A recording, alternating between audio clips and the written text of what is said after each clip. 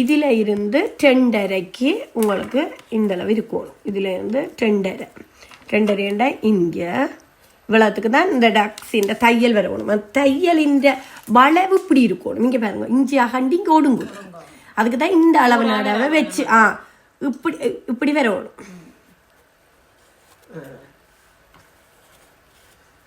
அப்படியே வந்து முடியும் பாருங்க. இதுலயும் நீங்க தைக்கும் போது இந்த உள்ளுக்கா தையல் போய் வரப்போகுது.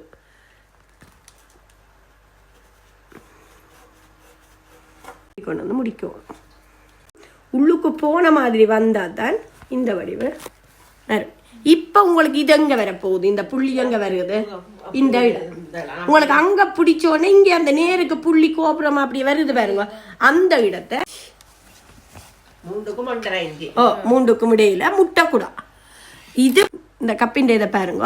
இந்த டாட் வந்து கீழ் முடிவில தான் இவ்வளவுக்கு வருது. அப்ப இதுக்குமே 1/2 இன்ச்சில வித்தியாசம் இருக்குது.